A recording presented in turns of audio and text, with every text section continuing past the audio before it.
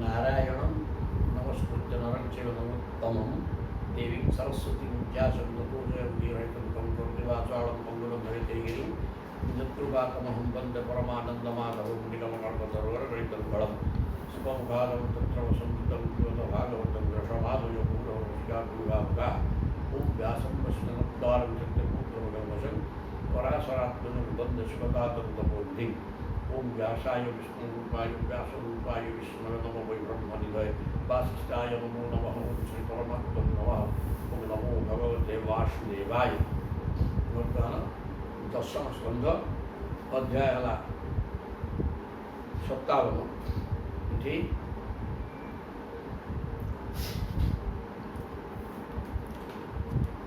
ସପ୍ତଧର୍ମା ସତ୍ରାଜିତ ସତ୍ୟବାନ ବିଭାଗରେ ବି ନିର୍ବନ୍ଧ କରିସାରିଥିଲା। ତାପରେ ଯେତେବେଳେ ସମନ୍ତମଣି ଭଗବାନ କୃଷ୍ଣ ନେଇ ତାଙ୍କ ନାଁରେ ଅପବାଦ କଲା, ଭଗବାନ କିନ୍ତୁ ତାକୁ ଜାମ୍ବବାନଙ୍କ ପାଖରୁ ଉଦ୍ଧାର କରିକି ଆଣିଲେ ଏବଂ କେମିତି ଆଣିଲେ ଲୋକମାନଙ୍କୁ ନେଇକି ପ୍ରମାଣ କରେଇଦେଲେ। ଯେତେବେଳେ ସେ ଲଜ୍ଜିତ ହେଲା ଏବଂ ତାକୁ କେମିତି ଏ ଦୋଷ ମୋର ହଟିବ, ଭଗବାନଙ୍କ ତରଫ ଉପରେ ଅସନ୍ତୁଷ୍ଟ ମୋର କ୍ଷତି ହେବ, ସେଥିପାଇଁ କହିଲା ନିଜ କନ୍ୟାକୁ ଆସି ବିବାହ ଶିକ୍ଷା ଥାଉ, କନ୍ୟାକୁ ମଣି ସହଜ ପ୍ରଭୁଙ୍କୁ ଦେଇଦେଲା ପରେ ସେଟା ପାଣ୍ଡବମାନେ ଯତୁଗୃହରେ ବିନାଶ ହେଇଛି ଏ କଥା ଆସିଲା ଚେଟଉ। ତେଣୁ କୃଷ୍ଣ ଭଗବାନ ହସ୍ତିନାପୁର ପଳେଇଲେ। ସେହି ସମୟରେ ସପ୍ତଧନ୍ୱା ଯାହାକୁ କନ୍ୟା ବୋଲି କହିଥିଲା ତାକୁ ଅକ୍ରୁର ଏବଂ କୃତବର୍ମା ନାମକ ଦୁଇ ଜଣ ଯୋଡ଼ି ତାକୁ ପାଠ ପଢ଼େଇଲେ ଯେ ତୁ ସାହା ଝିଅ ତ ଗଲା ସେ ମଣିଟା ବର୍ତ୍ତମାନ ୟା ପାଖରେ ଅଛି, ସତ୍ରାଜିତ ଘିନି ଆଣି ତାକୁ ମାରିକି ଘିନି ଆଣ ଯିବ ଏକାଥରେ। ସିଏ ଯାଇକି ତାକୁ ମାରିକି ଘିନି ଦେଲାଟି ସତ୍ୟଭାମା ଯାଇକି କାନ୍ଦି ହୋଇକି ପହଞ୍ଚିଲେ ହସ୍ତିନାରେ। ପ୍ରଭୁ ଭଗବାନଙ୍କୁ ଧରିକି ଆସିଲା ପରେ କହିଲେ ତାକୁ ମାରିବା ତାକୁ ମଣି ଆଣିବା। ଏ କଥା ଜାଣିଲା ପରେ ସିଏ ଦୌଡ଼ିଲା କୃତବର୍ମାକୁ ଯାଇକି କହିଲା ପ୍ରଭୁ ମୋତେ ଉଦ୍ଧାର କର। ବର୍ତ୍ତମାନ ତୁମେ କହିବାକୁ ଏମିତି କଲି ନା ସିଏ ଦୁଇ ଜଣଯାକ ଭଗବାନ, ତାଙ୍କ ବିରୁଦ୍ଧରେ ତାଙ୍କର ବିରୁଦ୍ଧାଚରଣ କରି କିଏ ରହିବ ବଞ୍ଚିକି ହବଯିବ, ମୁଁ କିଛି କରିପାରିବି। ଆସିଲା ଅକ୍ରୁର ଗୋଡ଼ ହାତ ଧରିକି ପଡ଼ିଲା, ସେ କହିଲା ମୁଁ କରିପାରିବିନି କିଛି। ତାପରେ କ'ଣ ହେଲା ଦେଖିବା। ଜୟିଦମ୍ ଲୀଳୟା ବିଶ୍ୱ ସୃଜତି ଅବତି ହନ୍ତି ଚ ଚେଷ୍ଟା ବିଶ୍ୱସୃଜ ଯସ୍ୟ न विदुर मोहिता जया।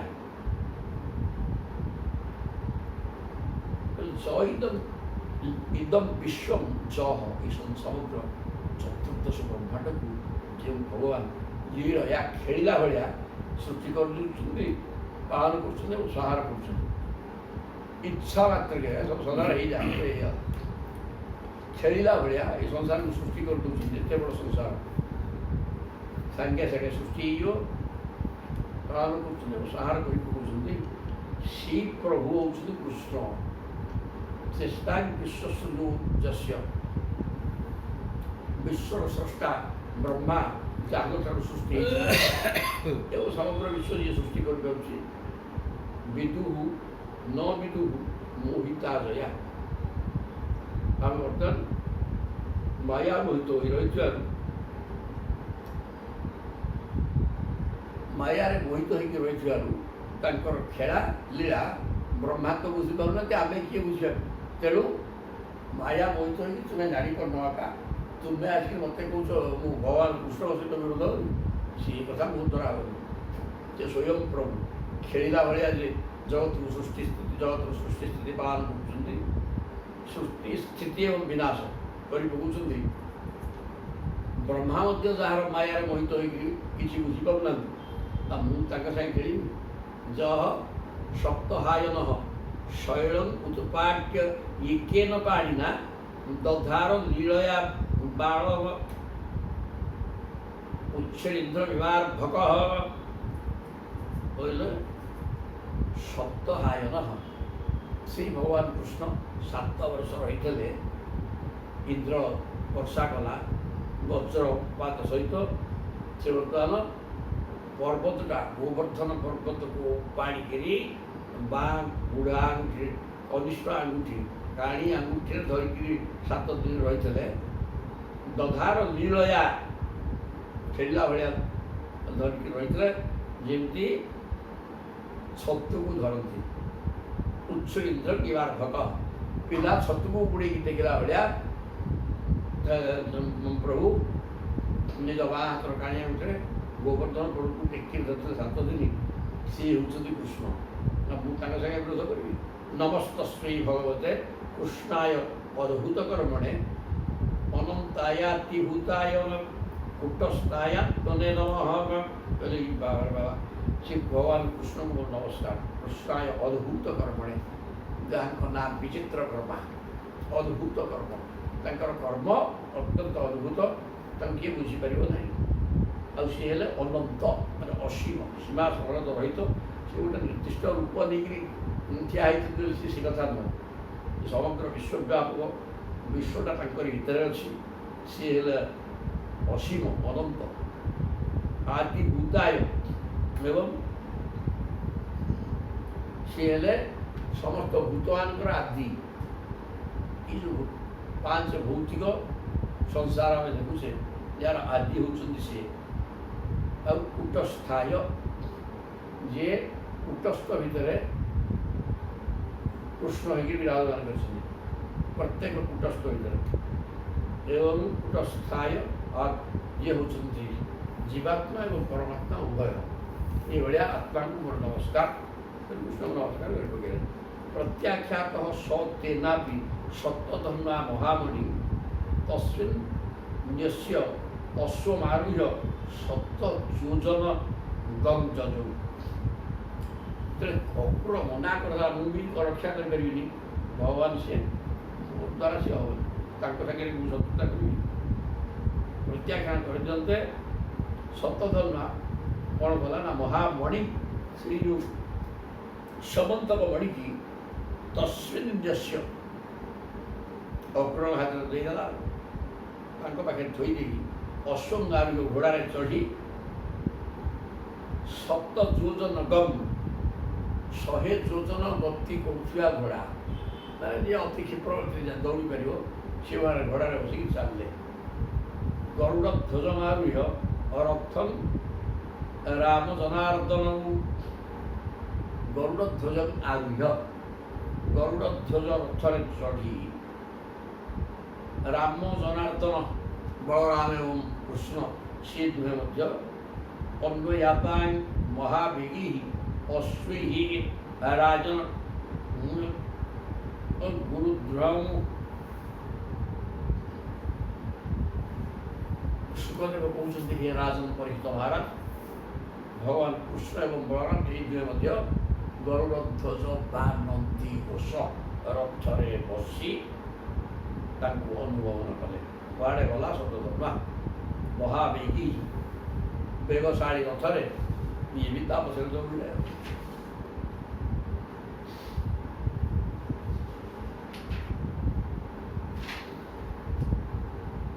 ମିଥିଳାୟାଂ ଉପବନେ ବିସୃଜ୍ୟ ପତିତ ହୟ।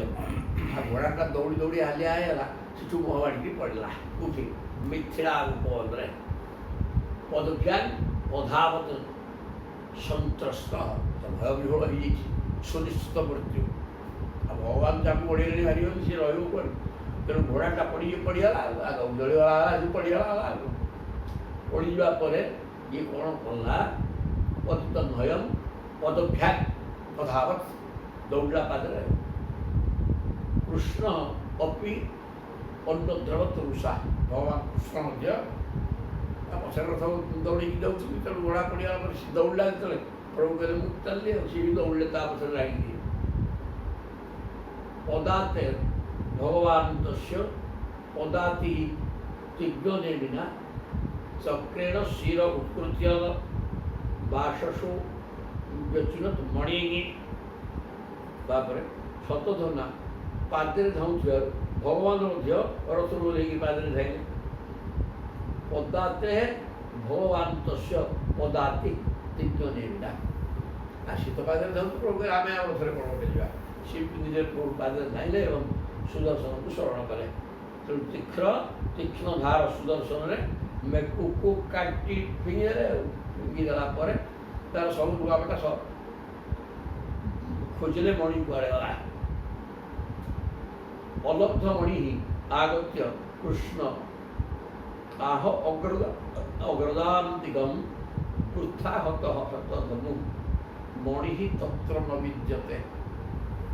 মণি খুঁজি খুঁজি পড়ে আসলে অগ্রদ মানে বড় ভাই বলরাম কৌଛନ୍ତି অলব্ধ মণি কৃষ্ণ আগত্য মণি ନ ପାଇକି ଭଗବାନ କୃଷ୍ଣ ଆସି ବଳରାମ କହୁଛନ୍ତି ପୃଥାହତ ମିଛରେ ତାକୁ ମାଇଲି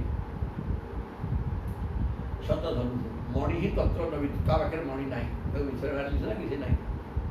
ତତ୍ତ ଆହ ଚଉର୍ଗୁଣ୍ଡମ ସମଣି ହିଁ ଶତଧନ୍ୱନା ପଶ୍ୟନ୍ତି ପୁରୁଷେ ନ୍ୟସ୍ତ ତମ୍ ଅନ୍ୱେଷ ପୁରମ୍ ବ୍ରଜ।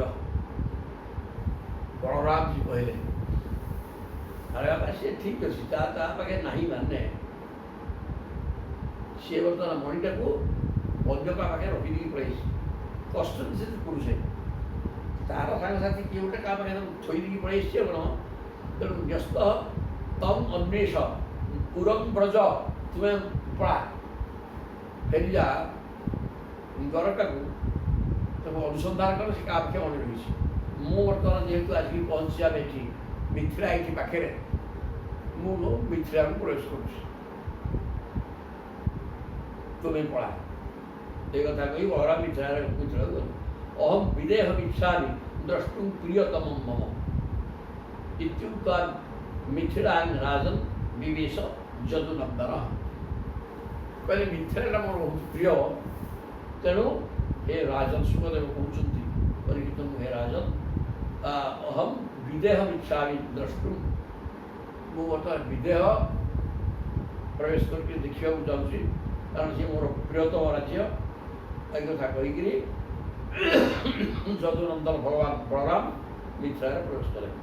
কৃষ্ণ পঠাই দেন, তুমি যা মণি খোঁজ। তং দৃষ্টা সহসা উত্থায় মৈথিল প্রীতমানস সরহ্যা মাস বিধিবত হরহণীয়ম সমরহণী। বলরাম দেখিলা পরে মিথিলার রাজা আসন উঠি পড়লে, অত্যন্ত খুশি ହେଇଗଲେ। অরহ্যাত মাস বিধিবত, ତାଙ୍କୁ ବିଧିବତ ପୂଜା କଲେ, ଅର୍ଚ୍ଚନା କଲେ। ଅରହଣୀୟମ୍ ସମରହଣୀ, ପୂଜା ଦ୍ରବ୍ୟ ଆଣି ତାଙ୍କୁ ପୂଜା କଲେ। ଉବାସ ତସ୍ୟାଂ ପ୍ରତିଷ୍ଠିତି ମିଥିଳାୟାଂ ସମା ବିଭୁ, ମିଥିଳାରେ କିଛି ମାସ ରହିଲେ। ମିଳିତ ପ୍ରୀତିଯୁକ୍ତେନ ଜନକେନ ମହାତ୍ମନା, ଜନକଙ୍କ ସହିତ ମିଶି ଅତ୍ୟନ୍ତ ସ୍ନେହରେ କିଛି ଦିନ ସେଠି ରହିଗଲେ। ତତ୍ତ୍ୱ ଅଶିକ୍ଷତ ଗଦାଂ କାଳେ ଧାର୍ତ୍ତରାଷ୍ଟ୍ର ସୁଯୋଧନ। এই ସୁଯୋଗରେ ଶକୁନି ବତେଇଦେଲା, ବାପା ବଳରାମ ଆସିକି ମିଥିଳାରେ ଅଛନ୍ତି, କୃଷ୍ଣଙ୍କୁ ଛାଡ଼ିକିରି କୃଷ୍ଣଙ୍କ ସହିତ ଥିଲାବେଳେ ତୁ ତାଙ୍କୁ ଗୁରୁକୁ କିଛି କରିପାରିବୁ, ସେ ମୋଡ଼ିଦେବେ ଚକ୍ର, ତେଣୁ ଏକୁଟିଆ ଅଛନ୍ତି, ଯା ବାପା ଲମ୍ବ ହେଇକି ପଡ଼ିଯା ଗୋଟେ ତଳେ, ଗୁରୁ ବୋଲି ଗ୍ରହଣ କରେ, ଗଦା ଯୁଦ୍ଧଟା ତାଙ୍କଠୁ ଶିଖି ଯା, ନହେଲେ ଆଉ ନୁହଁ ବାପା ପାରିବାରନି। ତେଣୁ ଶକୁନିଙ୍କର ମନ୍ତ୍ରଣାରେ ଦୁର୍ଯ୍ୟୋଧନ ସେଇ ଜାଗାକୁ ପଳେଇ ଆସିଲା। ଉବାସ ତସ୍ୟାଂ ପ୍ରତିଷ୍ଠିତି ମିଥିଳାୟାଂ ସମା ବିଭୁ ମିଳିତ ପ୍ରୀତିଯୁକ୍ତେନ ଜନକେନ ଜନଙ୍କ ସହିତ ସେ ଆନନ୍ଦରେ ସେଠି କିଛି ଦିନ ରହିଲେ। ରହିଲା ଭିତରେ ଗଦା ଯୁଦ୍ଧ ଟିକେ ଧୃତରାଷ୍ଟ୍ର ପୁତ୍ର ଦୁର୍ଯ୍ୟୋଧନକୁ ଶିଖେଇଲେ। କେଶବ ଦ୍ୱାରକା ନିତ୍ୟ ନିଧନଂ ଶତଧନ୍ୱନ ଅପ୍ରାପ୍ତିଂ চ ମଣେ ପ୍ରାହ ପ୍ରିୟାୟାଃ ପ୍ରିୟକୃତ ବିଭୁ। ଭଗବାନ କୃଷ୍ଣ ଦ୍ୱାରକାରେ ପହଞ୍ଚିଗଲେ। ନିଧନ ଶତଧନକୁ ମାରିଲି ବୋଲି ସତ୍ୟଭାନ କହିଲେ, ତାଙ୍କ ବାପା ହେଉଛନ୍ତି ସତ୍ରାଜିତ। ତେଣୁ କହିଲିକିରି ଅପ୍ରାପ୍ତିଂ च ମଣେ, କିନ୍ତୁ ମଣି ତା ପାଖରେ ନଥିଲା। ଦେଖନ୍ତି ସବୁ କଥା ନିଜର ପ୍ରିୟତମା ସତ୍ୟଭାନକୁ ଜଣେଇଦେଲେ, ତାଙ୍କର ପ୍ରିୟ ଖୁସି କରିବାକୁ। ତାକୁ କହିଲେ ତମ ସେଟାକୁ ଯାଇକିରି ମାରିଲି, କିନ୍ତୁ ତା ପାଖରେ ମଣି ମିଳିଲାନି, ଆଉ ଦେଖିବା କ'ଣ କୁଆଡ଼େ ଯାଇଛି। ଆଉ ତତସ୍ସ କାରୟାମାସ କ୍ରିୟା ବନ୍ଧୁ ତସ୍ୟ ହୋଇ ସାକଂ ସୁହୃଦ୍ଭି ଭଗବାନ ଯାହା ଯାହା ସ୍ୟୁଃ ସମ୍ପରାୟିକାଃ ତାପରେ ବନ୍ଧୁ ହତସ୍ୟ ହୋଇ ମରିଯାଇଥିବା ଶତ୍ରୁଧର୍ମାଙ୍କର କ୍ରିୟାକଳାପ ଆରମ୍ଭ କଲେ। ଅକ୍ରୁରଃ କୃତବର୍ମାଂଶ ଶ୍ରୁତ୍ୱା ଶତ୍ରୁଧର୍ମର ବଧମ୍ ବିଶତୁଃ ଭୟ ବିତ୍ରସ୍ତଃ ଦ୍ୱାରକାୟାଃ ପ୍ରୟୋଜକଂ ଶତ୍ରୁଧର୍ମା ମରିଯିବା କଥା କୃତବର୍ମା ଅକ୍ରୁର ଶୁଣିବା ପରେ ଭଗବାନ ଅକ୍ରୁର କୃତବର୍ମାଂଶ ଶ୍ରୁତ୍ୱା ଶତ୍ରୁଧର୍ମର ବଧ ଶୁଣି ବିଶତୁ ଭୟବିତ୍ରସ୍ତ ସିଏ ଦିଟା ଭୟଭୀତ ହେଇଗଲେ। ଦ୍ୱାରକାରୁ ଭୟଭୀତ ହେଇ ଦ୍ୱାରକା ଛାଡ଼ି ଦୌଡ଼ିଲେ। ଅକ୍ରୁରେ ପ୍ରୋଷିତେ ଅରିଷ୍ଟାନ୍ ନ୍ୟାସନ ବହି ଦ୍ୱାରକୁ କଷାଇ ଶରୀରା ମାଂସାସ୍ତାପା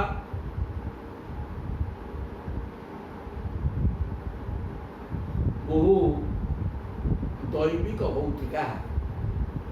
ଅକ୍ରୁର ବର୍ତ୍ତମାନ ଛାଡ଼ିକି ଚାଲି ଯାଆନ୍ତେ କୁଆଡ଼େ ଦ୍ୱାରକାକୁ। ଦ୍ୱାରକାରେ ପଡ଼ିବା ଦ୍ୱାରକୁ ଦୁର୍ଭାଗ୍ୟ ମାଡ଼ି ଆସିଲା। ଶାରୀରିକ ମାନସିକ ଯନ୍ତ୍ରଣା ଦୈବିକ ବିପାକ ସବୁକିଛି ଦ୍ୱାରକାରେ ଦେଖାଗଲା। ସବୁ ଅଶୁଭ ସୂଚନା। ଇତ୍ୟଙ୍ଗୁ ପଦିଶନ୍ତ୍ୟେକେ ବିସ୍ମୃତ୍ୟ ପ୍ରାଗ୍ ଉଦାହୃତಂ ମୁନି ବାସ ନିବାସେ କିଂ ଘଟେତାରିଷ୍ଟଦର୍ଶନମ୍ ଇତି ଅଙ୍ଗୁ ପଦିଶନ୍ତ୍ୟେକେ।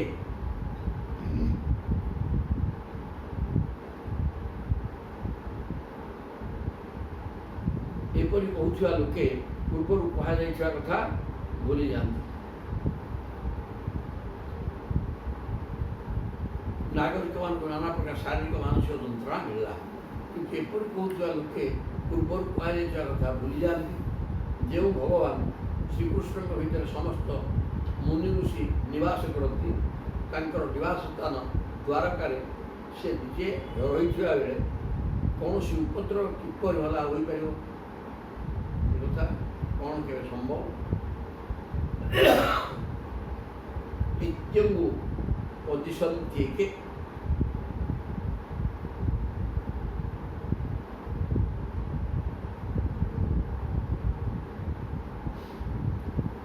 ବିସ୍ମୃତ୍ୟ ପ୍ରାଗ୍ ଉଦାହୃତମ୍। ଲୋକଗୁଡ଼ାକ କହିଲେ ବର୍ତ୍ତମାନ ଅକ୍ରୁର ଚାଲିଯିବାର ସବୁ ଏମିତି ଭାଗ୍ୟ ପଡ଼ୁଛି, କିନ୍ତୁ ଭଗବାନ କୃଷ୍ଣ ସେଠି ଅଛନ୍ତି। କୃଷ୍ଣ ଯେଉଁଠି ଯାଆନ୍ତି ସେଠି ଅମଙ୍ଗଳ ବା ଅସୁବିଧା କିଛି ହେବ ନାହିଁ, ଏ କଥା ବି ବୁଝିବା ଦରକାର। ଏ କଥା ପୂର୍ବରୁ ଜାଣିଥିଲେ ମଧ୍ୟ ଲୋକମାନଙ୍କର ବିସ୍ମରଣ ଘଟିଲା। ଇଏ ଅକ୍ରୁର ଚାଲିଯାଆନ୍ତେ ଟିକେ ଅଶୁଭ ହେଲା ବୋଲି ସେମାନେ ଭାବିଲେ। ତେବେ ଅବର୍ଷତି କାଶିଷଃ ସ୍ୱର୍ପକାୟାଗତାୟ ହୋଇ ସୁସୁତାନ୍ ଗାନ୍ଧିନୀଂ ପ୍ରାଦତ୍ ତପୁ ଅବର୍ଷତସ୍ମ କାଶୀଷୁ। ଦେବେ ଅବର୍ଷତି କାଶିଷଃ। ଦେବ ମାନେ ଭଗବାନ ଇନ୍ଦ୍ର ଦେବତା କାଶୀରେ ଗୋଟେ ବର୍ଷା କରିଲେ, ବର୍ଷା କଲେ ନାହିଁ। ତେଣୁ କାଶୀ ରାଜା ସ୍ୱଫଳକାୟ ଆଗତାୟ ହୋଇ ସ୍ୱସୁତାକୁ, କାଶୀ ରାଜା ନିଜର କନ୍ୟାକୁ ସ୍ୱଫଳକ, କିଏ ସେ? ଅକ୍ରୁରଙ୍କର ପିତାଙ୍କ ନାଁ ସ୍ୱଫଳକ। କାଶୀ ରାଜା ସ୍ୱଫଳକ ଅକ୍ରୁରଙ୍କ ପିତାଙ୍କୁ ନିଜର ଝିଅକୁ ବିବାହ କଲେ, ତାଙ୍କ ନାଁ ଗାନ୍ଧିନୀ। କାଶୀରେ ଇନ୍ଦ୍ର ବର୍ଷା ନ କରିବାରୁ କାଶୀରାଜ ସ୍ୱଫଳକଙ୍କୁ ନିଜର କନ୍ୟା ଗାନ୍ଧିନୀଙ୍କ ସହିତ ବିବାହ, ଗାନ୍ଧିନୀକୁ ସ୍ୱଫଳକଙ୍କ ସହିତ ବିବାହ କରିଦେଲେ। ତାପରେ ଆକାଶରେ ବର୍ଷା ହେଲା। ସେ କଥା ପ୍ରମାଣ ରହିଛି। ତତ୍ ସୁତ ତାଙ୍କ ପୁଅ ହେଉଛନ୍ତି ସୁଫଳକ ଏବଂ ଗାନ୍ଧିନୀଙ୍କର ପୁଅ ହେଉଛନ୍ତି ଅକ୍ରୁର। ତତ୍ ସୁତ ତତ୍ ପ୍ରଭାବ ଅସୌ ଅକ୍ରୁର ଯତ୍ର ଯତ୍ର। ସେ ପ୍ରଭାବଟା ଅକ୍ରୁରଙ୍କ ପାଖରେ ବି ଅଛି। ଅକ୍ରୁର ଯେଉଁଠି ଥିବେ ସବୁ ଦିଗରୁ ସେଠି କଲ୍ୟାଣ ହବ। ଦେବେ ଅଭିବର୍ଷତେ ତତ୍ର ନୂପତାପା ନ ମାରିକା। ତାଙ୍କ ପ୍ରଭାବ ମଧ୍ୟ ତାଙ୍କ ପିତାଙ୍କ ପ୍ରଭାବ ପରି। ତେଣୁ ଅକ୍ରୁର ଯେଉଁଠି ରହନ୍ତି ସେଠାରେ କୌଣସି ପ୍ରକାର କଷ୍ଟ ଓ ମହାମାରୀ ଆଦି ଉପଦ୍ରବ ହୁଏ ନାହିଁ। ମାନେ ଯେଉଁଗୁଡ଼ାକ ବସନ୍ତ ହୋଇଯାଏ ଲାଇଟ୍ରେ ଏକାଥରେ ପଦା ହବ ଗାଁ ଗଣ୍ଡା, ଏଇଗୁଡ଼ାକ ସବୁ ମହାମାରୀ ହବନି କି ବର୍ଷା ପ୍ରତିବନ୍ଧକ ହବନି। ବର୍ଷା ହବ, ଅକ୍ରୁର ଚୁଟି ରହିବେ। କାରଣ ତାଙ୍କ ପିତାଙ୍କର ସେଇ ଗୁଣଟା ଥିଲା, ସେଟା ଅକ୍ରୁରଙ୍କ ପାଖରେ ମଧ୍ୟ ଅଛି। ଏ କଥା କୁହାଗଲା। ଇତି ବୃଦ୍ଧ ବଚଃ ଶ୍ରୁତ୍ୱା ନୈତା ବଦିହ କାରଣମ୍ ନ ଏତାବତ୍ ହି କାରଣମ୍ ଇତି ମତ୍ୱା ସମାନାୟ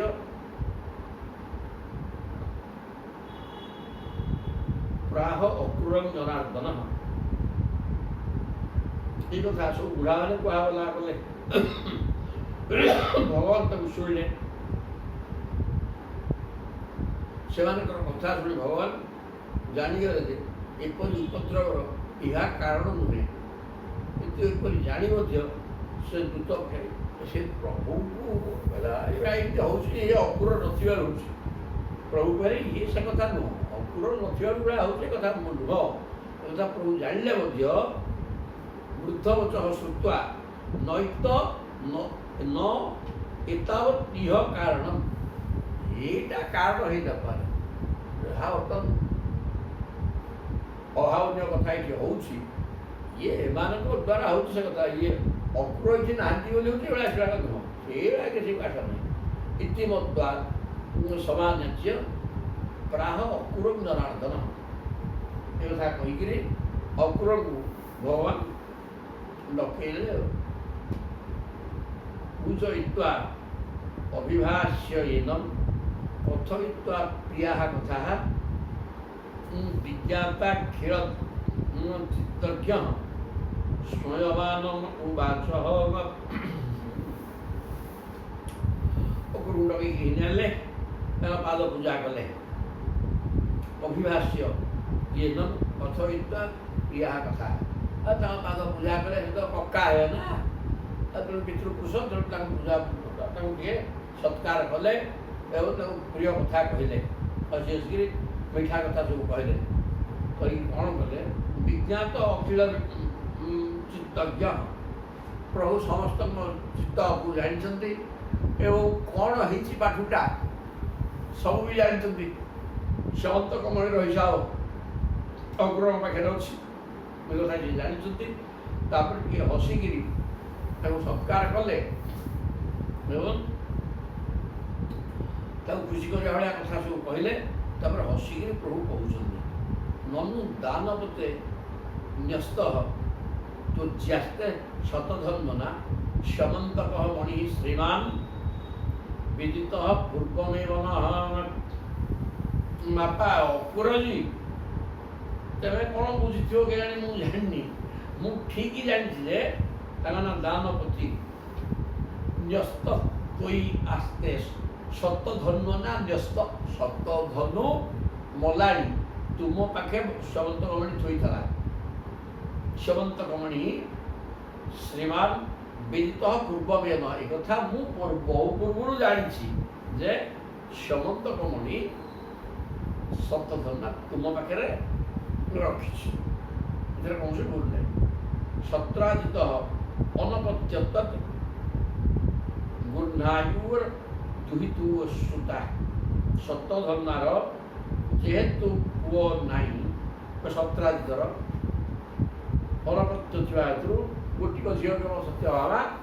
ତେଣୁ ଦୁହିତ୍ର ସମ୍ପତ୍ତି ହିସାବରେ ଗୁହ୍ନାୟୁ ଦୁହିତୁ ସୁତା, ସେ ତାର ସମସ୍ତ ସମ୍ପତ୍ତିର ଅଧିକାରୀ ଝିଅ। ଦାୟନ ନିନିୟାପ ପିଣ୍ଡାନ ବିମୁଚ୍ୟର୍ଣ୍ଣଂଚ ଶୋଷିତ।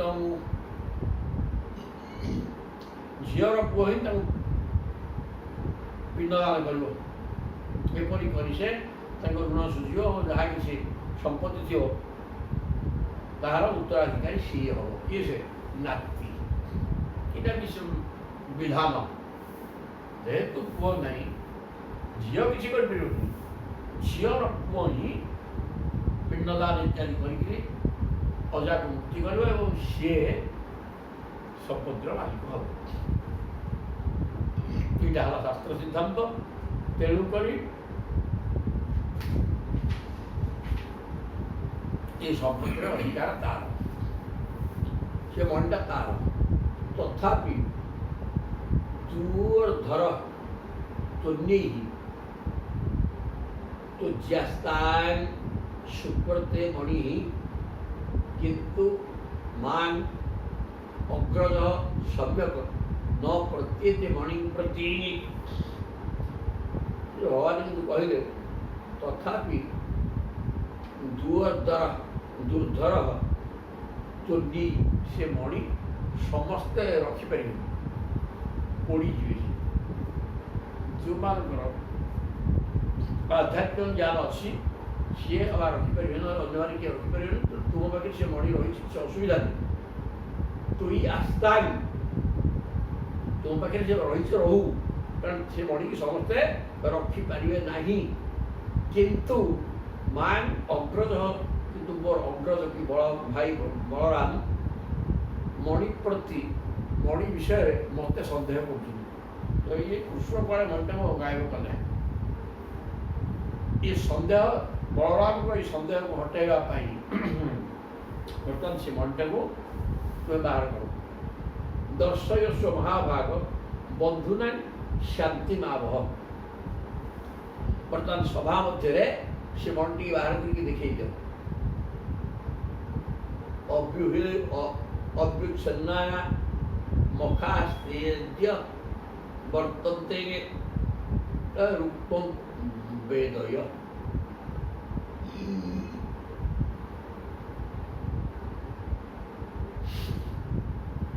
ତେଣୁ ସେ ମଣିଟା ଦଦସ୍ୱ ମହାଭାଗ ବନ୍ଧୁ ନାହିଁ ଶାନ୍ତି ମାବ, ସେ ମଣିଟାକୁ ଦେଖେଇ ଦିଅ।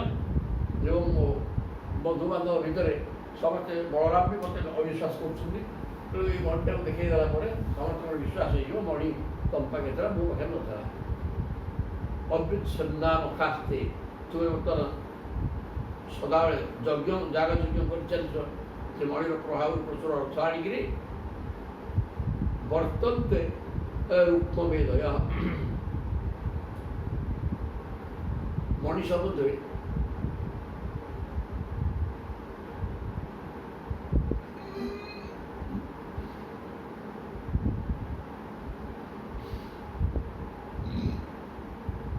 ଆମେ ଜାଣିବାକୁ ପାଇଛୁ ଯେ ସେଇ ମଣି ପ୍ରଭାବରୁ ତୁମେ ଆଜିକାଲି ସୁବର୍ଣ୍ଣ ବେଦୀ କରି ଯଜ୍ଞ କରୁଛ। ବେଦୀଟା ସୁବର୍ଣ୍ଣରେ ହେବ, ଅନ୍ୟ କିଛି ନୁହଁ। ସୁନାରେ ବେଦୀ କରିକି ତୁମେ ଅନେକ ଯଜ୍ଞ କରୁଛ।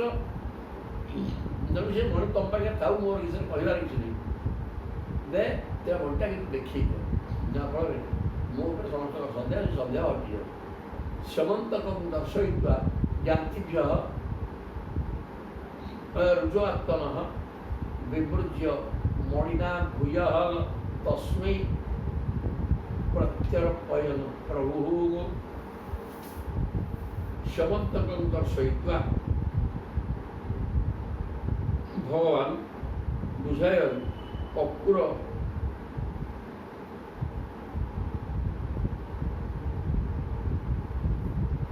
ସମନ୍ତକଂ ଦର୍ଶୟିତ୍ୱା ଜ୍ଞାତିଭ୍ୟଃ ରୁଜୋଆତ୍ମନଃ। ତେଣୁ ମଣିଟିକି ଦେଖେଇ ଦିଅ ଯେ ମୋର ଜ୍ଞାତି ମାନେ ନିଜ ଲୋକ ଗୁଡ଼ାକ, ସେମାନଙ୍କର ମନରେ ସନ୍ଦେହ ରହୁଛି, ସନ୍ଦେହ ହଟେଇ ଦିଅ। ନିମୃତ୍ୟ ମଣିନା ଭୂୟ ତସ୍ମୈ ପ୍ରତ୍ୟର୍ପୟତ୍ ପ୍ରଭୁ। ତାପରେ ସେ ମଣି ଅକ୍ରୁରକୁ ଫେରାଇ ଦେଲେ। ମଣିଟାକୁ ନେଇକିରି ସମସ୍ତଙ୍କ ଆଗରେ ଦେଖେଇଦେଲେ ଯେ ଏଇଟା ଅକ୍ରୁରଙ୍କ ପାଖରେ ଏଇଠି ଥିଲା। ତାକୁ ପୁଣି ସମସ୍ତଙ୍କ ସମକ୍ଷରେ ଅକ୍ରୁରକୁ ତାକୁ ଦେଇଦେଲେ। ଯଃ ଏତତ୍ ଭଗବତଃ ଈଶ୍ୱରସ୍ୟ ବିଷ୍ଣୁଃ ବୀର୍ଯ୍ୟାଢ୍ୟଂ ଭୃଜିନହରଂ ସୁମଙ୍ଗଳଂ च आख्यानं पठति शृणोति अनुस्मरति वा दुष्कृतिं दुरितं अपोह्य जातिस्यां तेङ्गे जस्तेतत् भगवतः ईश्वरस्य विष्णु। जो व्यक्ति ये श्यमन्तकमणि उपाख्यान से भगवान विष्णु संपृक्त असंति नारे बदमाला चिंकुमणि आनले पुणी शतधर्मा नहीं गला मारिक अक्रूर ठार पुणी मरी बाहर ये प्रकार जो मणि संपर्क कथा श्यमन्तक मणि यहाँ भगवान भगवान सहित संपृक्त। तेणु यहाँ बीर्जाढ्यम भृजिनहरम प्रभु बड़वीर्य वर्णना कराई कारण 28 दिन युद्ध कले जाम्बवान सहित सी मणि मध्यम दीटा कन्या पाइले जाम्बवती कन्या एवं सत्यभामा ये सब कथा प्रभुंर कथा भर वर्णना अच्छी। ये शुणिले भृजिनहरम पाप दूर हो मंगल हम ही हम। आख्यानम पठति शुणोति जो व्यक्ति आख्यान पढ़े और शुणे अनुस्मरण स्मरण करे तार कौन हम दुष्कृति दुरीतम अपोह्य जाति शांति तार दुष्कृति नष्ट हो समस्त पाप नष्ट हो सी शांति रे रहा कहला। इति श्रीमद्भागवते महापुराणे पारमहंस्यां संहितायां दशम स्कन्धे उत्तरार्धे श्यमन्तकोपाख्याने 57 अध्याय 57 अध्याय पढ़ला। तापर 58 अध्याय 58 अध्याय आरंभ होला। श्रीकृष्णଙ୍କର अन्यान्य विवाह कथा।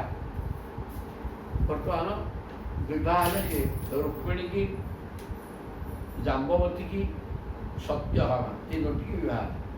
तापर आउरी विवाह कथा आसो सी 8 जन को विवाह करते 16,100 आनिले नारकासुर को मारिक से भगवान से सुखवास सुखदेव बर्तमान कहते परीक्षित को एकदा पांडवान द्रष्टुं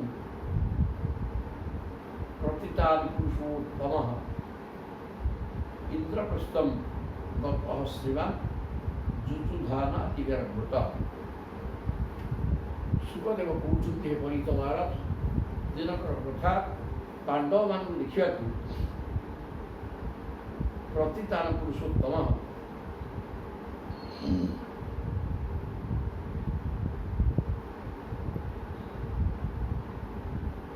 थे इंद्रप्रस्थं गतः श्रीमान् जुजुधान अधिगर्भृत। जुजुधान प्रवृत्ति को सांगे नहीं पांडव मान देखापी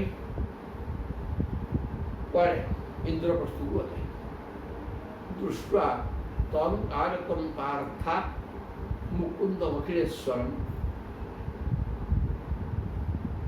उत्तस्तु जुगपत वीराः प्राणाः मोक्षम विवागतम दृष्ट्वा तम आगतम पार्था पृथानंदन पांडव 5 समझते पृथा ने कुंती नाम गोटे पृथा तेणु कुंती नंदन 5 जन आग मुकुंदन अखिलेश्वरम देखिले जो प्रभु समग्र विश्व ब्रह्मांडर मालिक भगवान आसुन देखिकी उतस्तु जुगपत समस्ते ठिया पड़े वीराः प्राणाः मुख्य विवाहगतम सते जमी निजों देह प्राण ढुकीगला ये प्रकार निजक भाविले परिशोच्य अच्युतम वीराः अंगसंग हतीन सह सानुराग स्मृतं वक्त्रं वीक्ष्य तस्य मुदं जचु ତାପରେ କ'ଣ କଲେ ଭଗବାନ ଶ୍ରୀକୃଷ୍ଣଙ୍କୁ ଆଲିଙ୍ଗନ କଲେ ବୀରମାନେ ମାନେ ପଞ୍ଚୁ ପାଣ୍ଡବ ଅଙ୍ଗ ସଙ୍ଗ ଏବଂ ସମସ୍ତେ ତାଙ୍କୁ ଆଲିଙ୍ଗନ କରି ପକାଇଲେ। ଆଲିଙ୍ଗନ କରିବା ଦ୍ୱାରା ପ୍ରଭୁଙ୍କର ଅଙ୍ଗ ସଙ୍ଗ ପାଇକିରି ତାଙ୍କର ସମସ୍ତ ଇଏନମାନେ ପାପ ନଷ୍ଟ ହେଲା। ଏବଂ ସାନୁରାଗ ସ୍ଥିତଂ ବକ୍ତ୍ରମ୍ ବିକ୍ଷତସ୍ୟ ବୁଦଂ ଯଜୁ। ପ୍ରଭୁଙ୍କର ମଧ୍ୟ ଅନୁରାଗ ଯୁକ୍ତ ମୁଖ, ପାଣ୍ଡବମାନଙ୍କର ତାଙ୍କର ଅନୁରାଗ ଥିଲା, ତେଣୁ ସେ ଅନୁରାଗ ଯୁକ୍ତ ମୁଖକୁ ଦେଖିକିରି ସେମାନେ ଆନନ୍ଦ ହେଇଗଲେ। ଯୁଧିଷ୍ଠିରସ୍ୟ ରାମସ୍ୟ ଭୀମସ୍ୟ କୃତ୍ବା ପାଦାଭିବନ୍ଦନମ୍ ଫାଲ୍ଗୁନଂ ପରିରଭ୍ୟାଥ ଜମାଭ୍ୟାନ୍ ଚାଭିବନ୍ଦିତଃ। ଯୁଧିଷ୍ଠିରସ୍ୟ ଭୀମସ୍ୟ, ଯୁଧିଷ୍ଠିରଙ୍କର ଭୀମଙ୍କର ପାଦବନ୍ଦନା କରି କିଏ ଭଗବାନ କୃଷ୍ଣ, ତା କାରଣ ଭୀମ ଦୃଷ୍ଟିର ଭଗବାନଙ୍କଠୁ ବଡ଼ ବୟସରେ, ତେଣୁ ତାଙ୍କ ପାଦବନ୍ଦନା କଲେ। ଫାଲ୍ଗୁନଂ ପରିରଭ୍ୟାଥ, ଅର୍ଜୁନଙ୍କୁ ଆଲିଙ୍ଗନ କଲେ। ଜମାଭ୍ୟାନ୍ ଚାଭିବନ୍ଦିତଃ, ଯମ ମାନେ ଜାଆଁଳା କିଏ ନକୁଳ ସହଦେବ, ଏମାନେ ଭଗବାନଙ୍କୁ ପ୍ରଣାମ କଲେ, କାରଣ ସେ ବୟସରେ ସାନ। ତିନି ଜଣଙ୍କୁ ତିନି ପ୍ରକାର ବ୍ୟବହାର। ଯୁଧିଷ୍ଠିର ଏବଂ ଭୀମ ଜ୍ୟେଷ୍ଠ ହୋଇଥିବା ହେତୁ ଭଗବାନ ତାଙ୍କୁ ପ୍ରଣାମ କଲେ। ଅର୍ଜୁନ ସଖା, ସଖା କି କାହାକୁ ମୁଣ୍ଡିଆ ହେବେ, ତେଣୁ ପରସ୍ପର ଆଲିଙ୍ଗନ କଲେ। ଆଉ ଯେଉଁ ଦି ଭାଇ ନକୁଳ ସହଦେବ ଏମାନେ ଛୋଟ, ତେଣୁ ସେ ଭଗବାନଙ୍କୁ ପ୍ରଣାମ କଲେ। ପରମାସନ ଆସୀନମ୍ କୃଷ୍ଣା କୃଷ୍ଣଂ ଅନିନ୍ଦିତା ନବୋଢ଼ା ବେଳିତା କିଞ୍ଚିତ୍ ସदैः ଏତ୍ୟ ଅଭ୍ୟବନ୍ଦନ। ପରମାସନ ଆସୀନମ୍, ଭଗବାନଙ୍କୁ ନେଇକିରି ଉତ୍ତମ ଆସନରେ ବସେଇଦେଲେ। କୃଷ୍ଣ ଅନନ୍ଦିତା, କୃଷ୍ଣା। ତାପରେ ତାଙ୍କ ସାଙ୍ଗରେ ଆସିଥିବା ଅନ୍ୟାନ୍ୟ ଯଦୁବଂଶୀମାନଙ୍କୁ ମଧ୍ୟ ଯଥାଯୋଗ୍ୟ ସତ୍କାର କରାଗଲା। କୃଷ୍ଣଙ୍କୁ ଚତୁର୍ଦିଗରେ ପଡ଼ିଥିବା ଆସନମାନଙ୍କରେ ବସାଗଲା।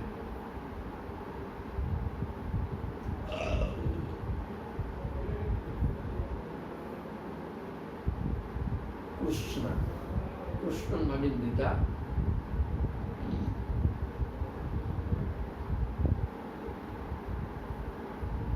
ସେ ଧୀରେ ଧୀରେ ଆସି ଭଗବାନଙ୍କୁ ପ୍ରଣାମ କଲେ। ପରମ ସୁନ୍ଦରୀ ଶ୍ୟାମଳ ବର୍ଣ୍ଣା ଦ୍ରୌପଦୀ ନବବିବାହିତା ହୋଇଥିବାରୁ ଟିକିଏ ଲାଜଲାଜ ହେଇକିରି ଅନିନ୍ଦିତା, ଅତ୍ୟନ୍ତ ସୁନ୍ଦରୀ କୃଷ୍ଣା ଦ୍ରୌପଦୀ କୃଷ୍ଣ ନବୋଢ଼ା, ନୂଆକିରି ବିବାହ ହେଇଛନ୍ତି, ତେଣୁ ଟିକେ ଲାଜ ଅଛି, ଲାଜେଇ ଲାଜେଇକିରି କୃଷ୍ଣଙ୍କ ପାଖକୁ ଆସିକି ପ୍ରଣାମ କଲେ। କିଞ୍ଚିତ୍ ସदैः ଶନୈଃ ଏତ୍ୟ ଅଭ୍ୟବନ୍ଦତ, ଲାଜେଇ ଲାଜେଇକିରି ଆସିକି କୃଷ୍ଣଙ୍କୁ ଅଭିବାଦନ କଲେ, ବନ୍ଦନା କଲେ। ତଥୈବ ସାତ୍ୟକୀ ପାର୍ଥୈଃ ପୂଜିତଶ୍ଚାଭିବନ୍ଦିତଃ। ସାତ୍ୟକୀ ମଧ୍ୟ ପାଣ୍ଡବମାନେ ସ୍ୱାଗତ ସତ୍କାର କଲେ ଏବଂ ନିଃସାଦାସନେ ଅନ୍ୟେଷ, ତାଙ୍କୁ ଆସନ ଦେଇକି ବସେଇଲେ। ଅନ୍ୟମାନଙ୍କୁ ମଧ୍ୟ ପୂଜିତା ପର୍ଯ୍ୟୁପାସତ, ଅନ୍ୟମାନଙ୍କୁ ମଧ୍ୟ ସତ୍କାର କରିକିରି ଯିଏ ପ୍ରଭୁଙ୍କ ସତିକ ସାଙ୍ଗରେ ଆସିଥିଲେ ସମସ୍ତଙ୍କୁ ଆତିଥ୍ୟ ପ୍ରଦାନ କରି ଆସନ ଦେଇକିରି ବସେଇଲେ। ପୃଥାଂ ସମାଗତ୍ୟ କୃତାଭିବାଦନ ହାର୍ଦ୍ରାର୍ଦ୍ର ଦୃଶାଭିରମ୍ଭିତଃ ଆପୃଷ୍ଟବାନ୍ ତାଂ କୁଶଳଂ ସହସ୍ରୁଷା ପିତୃସ୍ୱସାରଂ ପରିପୃଷ୍ଟବାନ୍ଧବଃ। ପୃଥାଂ ସମାଗତ୍ୟ କୃତାଭିବାଦନ। ବର୍ତ୍ତମାନ ଶ୍ରୀକୃଷ୍ଣ ଆତ୍ମୀୟତା ଦେଖି କୁନ୍ତି ପ୍ରେମ ବିଭୋର ହେଲେ।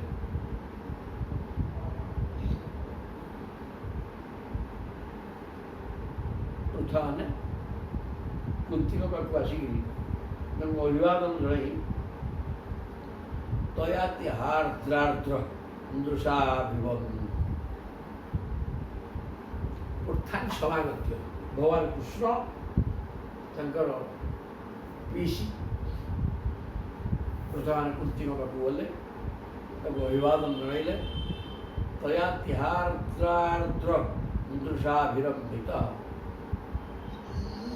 ଏବଂ ସିଏ ମଧ୍ୟ ତାଙ୍କୁ ସ୍ନେହବଶ ହୋଇ ତାଙ୍କୁ କୋଳାଗ୍ରତ କଲେ। ଆପୁଷ୍ଟବାନ୍ ତାନ୍ କୁଶଳଂ ସହସ୍ରୁଷା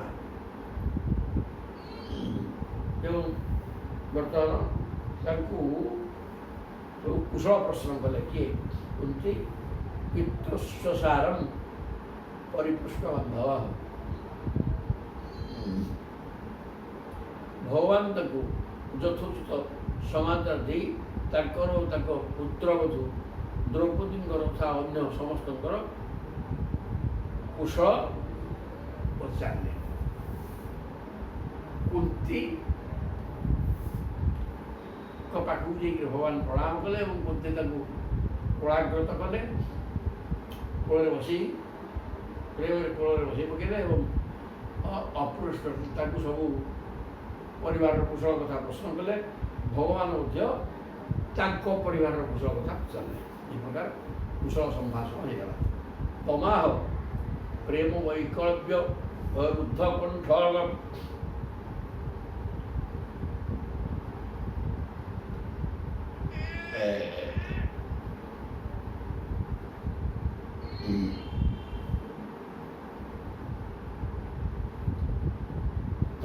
आह प्रेम वैकल्प्य रुद्ध कंठा सुलोचना स्मरन्ति तान बहुन क्लेशान क्लेशपाया आत्मदर्शनम तंग आह प्रेम विप्लव्य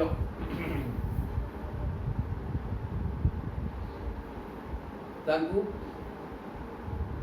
श्रीकृष्ण आत्मीयता देखी कुंती प्रेम विभोर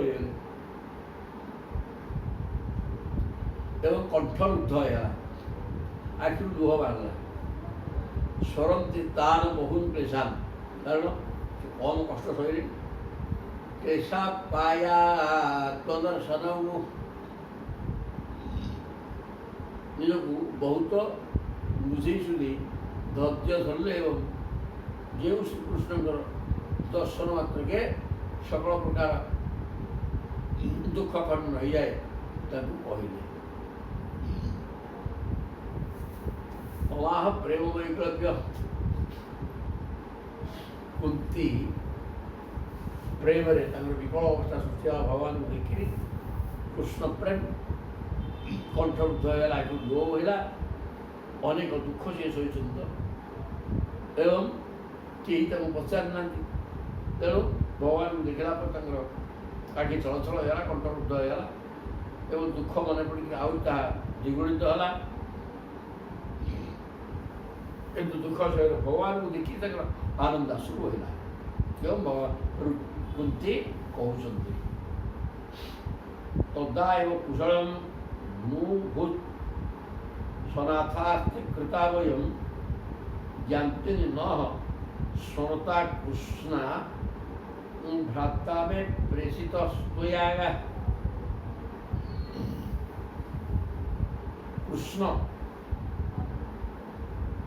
तुम्हें जो दिन ठार आमको निज कुटुंबर लोक निजर संबंधी बोली भावी मन पकाइल एवं आमर भल मंद पचारि बुझा निमंते मो भाई अकुर को पठाइल से आम मंगल होगा तदाव कुशलम न अभूत अन अस्वागम आम से कुशल होती जो दिन तुम्हें अकुर मिठी पठेकरी आम अनाथ अवस्था थी आज पर्यटन अकुर को पठेकरी तुम्हें आम सनाथ करद आम भल मंद बुझल से दिन आमर मंगल हर लगे से अमंगल नहीं जानते न स्मरता कृष्णा भ्राता में प्रेषित स्तया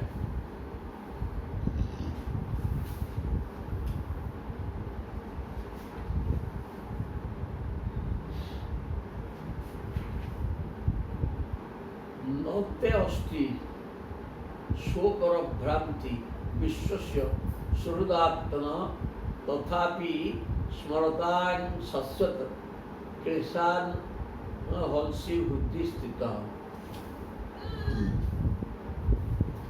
पहले नौते अस्ति शोकर भ्रांति। हे प्रभु कृष्ण जी, तुम्हारा निज पर भाव नहीं। विश्वस्य सुहृदात्मनः, समग्र विश्वर तुम्हें सुहृद।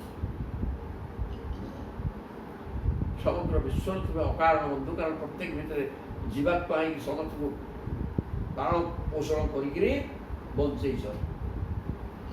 तेणु तुम्हें समस्त मित्र। शत्रु मित्र हाँ तुम ना किए निज किए पर कथा नहीं, समस्त को तुम बचेक रही। तथापि स्मरतान् शश्वत क्लेशान् हंसी हृदय स्थित। समस्त को हृदय तुम्हें अच्छ थिले जो तुमको स्मरण कर भगवान निज इष्ट देवता भाव में ईश्वर बोली चिंता करके आपको स्मरण कर तुम हृदय स्थान भिन्न प्रकार कहीं से कष्ट तुम हरण कथा माँ कुंती कहले युधिष्ठिर किंच आचरित श्रेय न वेद अहम अधीश्वर योगेश्वरां दुर्दर्श जन्म कृष्ण उमेधराय। हे भगवान कृष्ण युधिष्ठिर कहते मु जापारे आम कौन सुकृत था। हे स्वामी, हे अधीश्वर, हे मालिक, मु बुझीपारे आम केते पुण्यकर्म करूँ जहाँफल योगेश्वर योगेश्वर माने योग साधना करके जो आपण को पाई पार आम भाया खराब बुद्धि संपन्न व्यक्ति कुबुद्धि संपन्न व्यक्ति आपण दर्शन पाइलु। तेणु आमर अहोभाग्य इति वै वार्षिकान मासान राज्ञासु अभ्यर्थित सुखम जनयन नयनानंदम इंद्रप्रस्थोषान् इति वै वार्षिकान मासान। ये प्रकार है राजा युधिष्ठिर भगवान को बहुत सम्मान प्रदर्शन कले और जगह किसी दिन रहा प्रार्थना कले। वार्षिका मास वार्षिक मास मैंने कौन बुझे वर्षा मास वर्षा तो अर्थ आसा इधर कि जाइबन इति 4 मास आप रही जाते बोली कृष्ण किए युधिष्ठिर कहले अभ्यर्थित सुख जनयन नयनानंद रही प्रत्येक इंद्रप्रस्थवासी समस्त प्रजा मैंने आप दर्शन करके आनंद अनुभव करेंगे। इंद्रप्रस्थस्थ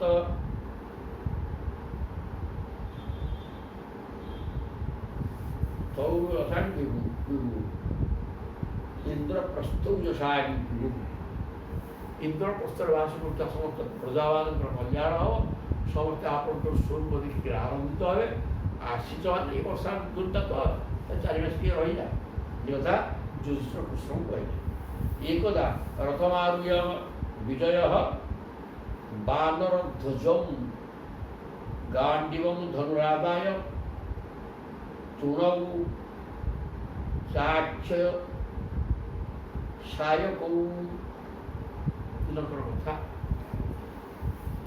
कृष्ण एवं अर्जुन सांग तेणु सी कौन कले रथरे बसीगले विजय विजय दिज आकर्म कृष्ण मना विजय अर्जुन मना भी विजय।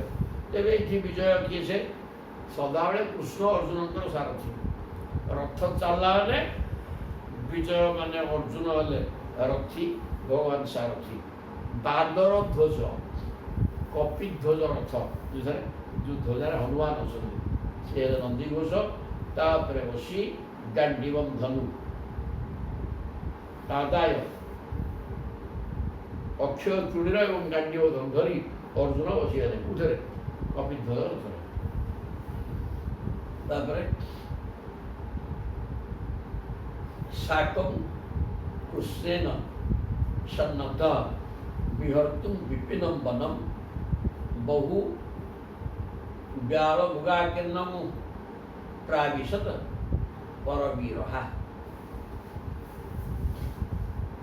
ତେଣୁ କୃଷ୍ଣ ଅର୍ଜୁନ ଦୁହେଁ ବର୍ତ୍ତମାନ ସନ୍ନଦ୍ଧ ବିହର୍ତ୍ତୁଂ ବିପିନଂ ବନଂ ଘଞ୍ଚ ଅରଣ୍ୟ ଭିତରେ ପ୍ରବେଶ କଲେ ବିହାର କରିବା ପାଇଁ। ବହୁ ବ୍ୟାଳ ବ୍ୟାଳ ସର୍ପ ଏବଂ ମୃଗ ପରିପୂର୍ଣ୍ଣ ହୋଇଥିବା ମୃଗ ବୋଇଲେ ବିରିଗ ହବ, ମୃଗ ବୋଇଲେ ସବୁ ବିଭିନ୍ନ ପଶୁ ଏସବୁ ପରିପୂର୍ଣ୍ଣ ହୋଇକି ଥିବା ଜଙ୍ଗଲରେ ପ୍ରବେଶ କଲେ। ବାଘ ସିଂହ ସବୁ ପ୍ରକାର ପଶୁ ଆଉ ଭୟଙ୍କର ଜନ୍ତୁ ପରିପୂର୍ଣ୍ଣ ଜଙ୍ଗଲରେ ପଶିରେ ଯାଇକି ଜଳାକ ତତ୍ର ବିଧ୍ୟତ ଶରୈଃ ବ୍ୟାଘ୍ରାନ୍ ଶୂକରାନ୍ ମହିଷାନ୍ ରୁରୁନ୍ ଶରଭାନ୍ ଗବୟାନ୍ ଖड्ଗିନ୍ ହରିଣାନ୍ च ଶଶଲକାନ୍ କେତେ ସବୁ ପଶୁଙ୍କର ନାଁ କ'ଣ କ'ଣ ମାଇଲେ ତତ୍ର ଅବିଧ୍ୟତ ଶରୀରରେ ବାଘ ଶୂକର ମାନେ ଏଗୁଡ଼ାକ ଘୁଷୁରୀ କିନ୍ତୁ ସେ ଜଙ୍ଗଲରେ ଯିଏ ହେଲେ ତାଙ୍କ ନାଁ ବରା ବା ଗାଁରେ ରହିଲେ ତାଙ୍କ ନାଁ ଘୁଷୁରୀ, ସେ ଏକ ଜାତିର। ମହିଷ ରୁରୁ ବୋଲି ଗୋଟେ ମୃଗ, ସରଭ ଗବୟ ଗାଈ ଭଳିଆ ଗାଈ ସଦୃଶ ବନ୍ୟ ଗାଈ, ଖଡ଼୍ଗ ଖଡ଼୍ଗୀ ମାନେ ଗଣ୍ଡା, ହରିଣାନ୍ ହରିଣ, ଶଶ ମାନେ ଠେକୁଆ, ସଲ୍ଲକ ମାନେ ଝିଙ୍କ ୟାରୁ ଏମିତି ଆଉ। ତାନ୍ ନେନ୍ୟୁ କିଙ୍କରା ରାଜ୍ఞେ ମେଧ୍ୟାନ୍ ପର୍ପଣି ଉପାଗତେ ତ୍ରୁଟ୍ ପରିତଃ ପରିଶ୍ରାନ୍ତଃ ବିଭତ୍ସୁର ଯମୁନା ଅଗାତ। ଶିକାର କରିକି ବହୁତ ଗୁଡ଼େ ଚାକର ପିଲାଙ୍କ ହାତରେ ମା ଗୋଟିଏ ପଠେଇକି ଯେଉଁଟା ଖାଦ୍ୟ ପଶୁ ସେଗୁଡ଼ିକ ସବୁ ଚାକରଙ୍କ ହାତରେ ଯୁଧିଷ୍ଠିର ପଠେଇଦେଲେ। ତାପରେ ସେତେବେଳକୁ ହାଲିଆ ହେଇସାରିଲେଣି, ତ୍ରୁଟ୍ ପରିତଃ କ୍ଷୁଧା ତୃଷା ସବୁ ହଇରାଣି କ୍ରାନ୍ତ ହେଇଗଲି।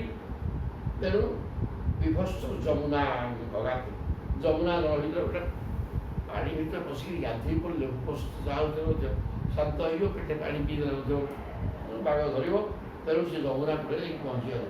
ତତ୍ର ଉପସ୍ପୃଶ୍ୟ ବିଶଦଂ ପିତ୍ୱା ବାରି ମହାରଥୌ କୃଷ୍ଣୌ ଦଦୃଶତୁ କନ୍ୟାଂ ଚରନ୍ତିଂ ଗୁରୁଦର୍ଶନାଂ। ସେଠି ଯାଇକି ଯେତେବେଳେ ଯମୁନା ନଦୀକୁ ପଳେଇଗଲେ, ବିଶଦ ମାନେ ଅତି ସ୍ୱଚ୍ଛ ନିର୍ମଳ ଜଳ ତା ଭିତରେ ଅଛି, ସେ ପାଣିକି ଆଗ ପେଟେ ପେଟେ ପିଇଦେଲେ। ମହାରଥୁ ଦୁଇ ଜଣଙ୍କ ମହାରଥୀ ଦୁଇ ଜଣାକ କୃଷ୍ଣ ଦିବଚନ ହେଇଛି। ଆଉ ସେଇ କୃଷ୍ଣକୁ ଇଏ ଦ୍ୱିତୀୟ କୃଷ୍ଣ, ଦୁଇ ଜଣାକ କୃଷ୍ଣ କ'ଣ କଲେ, ପାଣି ପିଇ ସାରିଲା ପରେ ଟିକେ ଅସ୍ୱସ୍ଥ ଲାଗିଲା, ଚାହିଁଲା ଆସିକି ଝିଅଟିଏ ଦଦୃଶତୁ କନ୍ୟାଂ ଚରନ୍ତି ଗୁରୁଦର୍ଶନାଂ। ଚାରୁ ଦର୍ଶନ ଲେଖା ଫୁଟାକିରେ ଏଇଟା ଚାରୁ ଦର୍ଶନ ଲେଖା ହେଇଛି। ଚାକୁ ମୁଁ ପଡ଼ୁଛି ଭଲ ଦୃଶ୍ୟ, ଚାରୁ ଦର୍ଶନ ଆସିବ ଭଲ ଅର୍ଥ। ଅତି ଚାରୁ ମାନେ ମନୋହର ସୁନ୍ଦର, ଅତ୍ୟନ୍ତ ସୁନ୍ଦରୀ ଗୋଟିଏ କନ୍ୟା ଦେଖିବାକୁ ପାଇଲେ। ତାଙ୍କ ଆସାଧ୍ୟ ବରାରୁହାଣ ସୁଦ୍ରିକାଂ ରୁଚିରାନନାଂ ପପ୍ରଚ୍ଛ ପ୍ରେଷିତ ସଖ୍ୟା ফাল্গুনঃ প্রমোদোত্তমাन् তার আসাধ্য বরারোহাণ। সে কন্যাকে দেখি প্রিয় মিত্র শ্রীকৃষ্ণ পঠাইবাରୁ অর্জুন যাই কন্যাকে পচারিলে।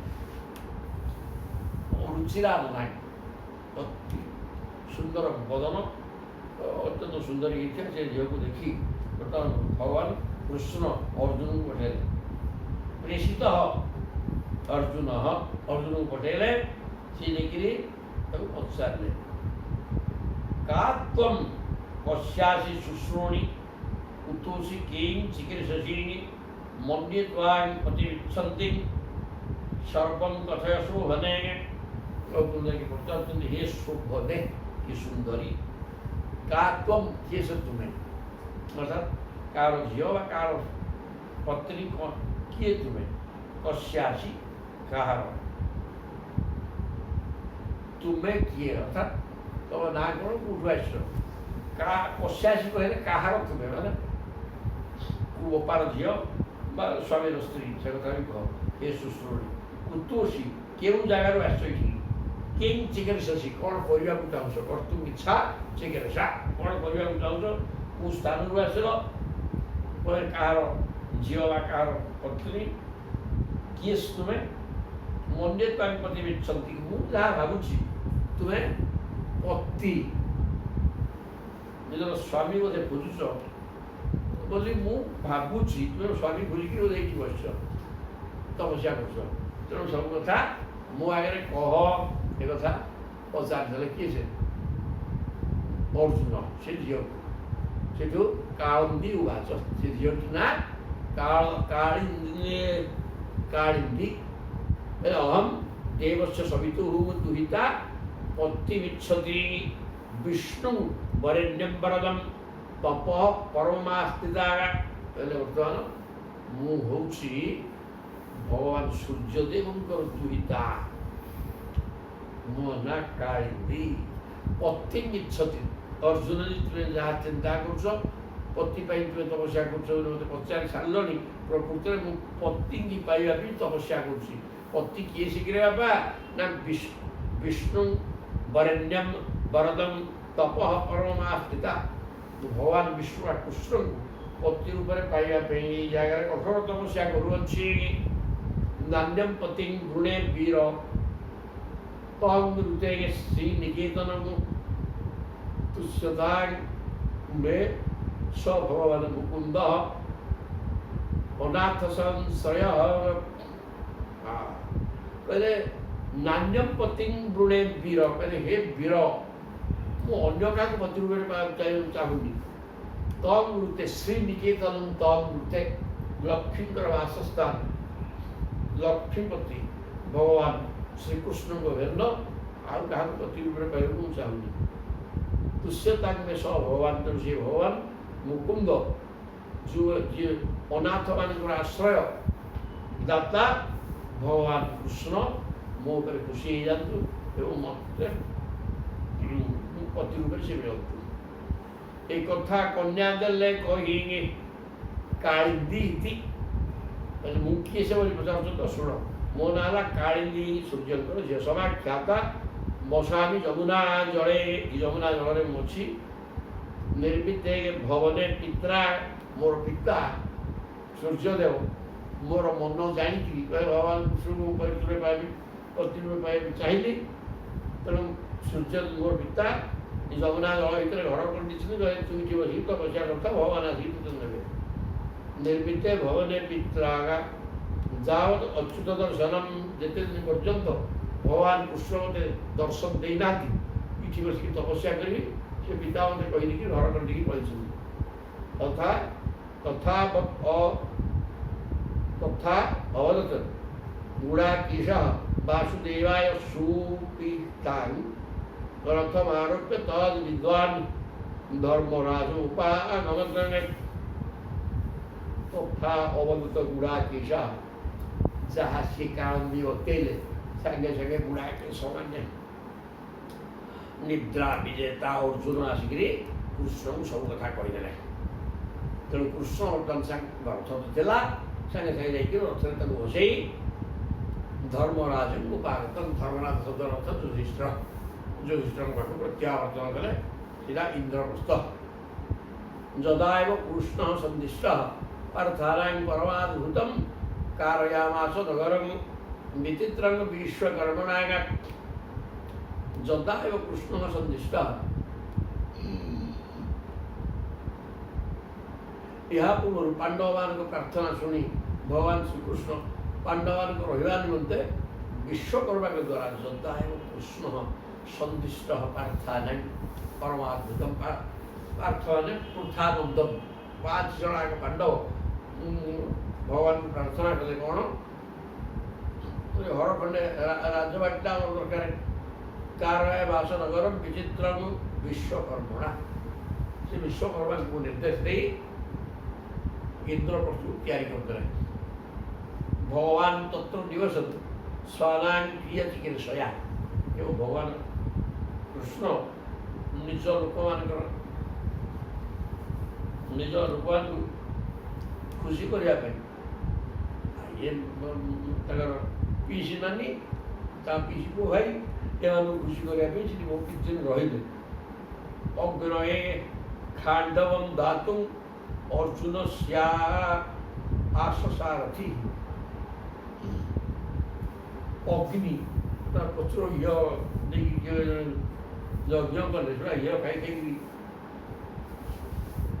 अग्निनाद्य है अग्नि कर अग्निनाद्य है तेणु सी औषध खाଇବା दरकार भगवान औषध कौन कि गछ गोटे गोटे खांडव बोलिक बन था अग्नि चाहिए ये बनटा को बोड़ी खाई औषध गछ टाणी अच्छी जो पेट ठीक हो तेणु अर्जुन कहले तुम्हें जगिकी मत किए आक्रमण न करती तेणु सी गाड़ी धरिकी जगेदे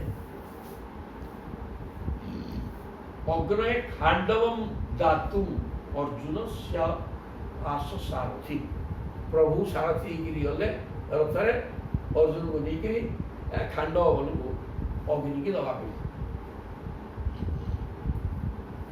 सह अग्नितुष्ट धनु अदात हयान श्रुतान रथम रूप अर्जुनाय अक्षय तूण वर्म भेद्यमस्त्र भी अग्नि खांडव खाई पकड़े सी सुस्थ हो सी बर्तमान अत्यंत खुशी अर्जुन को गोटे धनु धनु अदाप हय हयान श्वेतान धड़ा घोड़ा युक्त गोटे रथ सुखदेव कहते हरि तुम्हार अग्नि खोसिकी धनु एवं धड़ा घोड़ा युक्त रथ अक्षय तुणीर अभेद्य अस्त्र अस्त्र भेद कर गोटे ढाल सम किए अग्नि मयस्व मोचित बन्हे सभांग सख्य उपाहरत दस्यन दुर्योधन शासित जलस्थल दृश्य भ्रम मय दानटा से भर शिखिला से अरण्य सीटा जड़ी पड़ी मरी जाता अग्नि चाटी नापी गला मय दान अर्जुन रक्षा करदे तेणु सी खुशी गोटे सभा देला गोटे विस्तृत सभा गोटे गोटे हाँ सभा शब्द सभा किए देला माने गोटे प्रवचन कला एरिया गोटे गोटे जगह गोटे स्थान देला जो थे जलटा स्थलपरी दृष्टि स्थलटा जलपरी दिशो ये दी प्रकार जिन दिशुवा गोटे गोटे स्थान ता ना सभा खुशी खुशी की मैदान देदेला क्या अर्जुन अर्जुन रक्षा करे मृत्यु मुखर सतेन समनुज्ञात सुहृद विश्वानुमोदित आज जो द्वारका भूय सात्विक प्रोखी मृत तेणु ये अनेक कर्म सरला अग्नि खांडव वन खाइले मयदान रक्षा है सभा पाइले अग्निकठू अनेक जिन पाइले ये सब पाइला पुणी द्वारका को फेरी आस।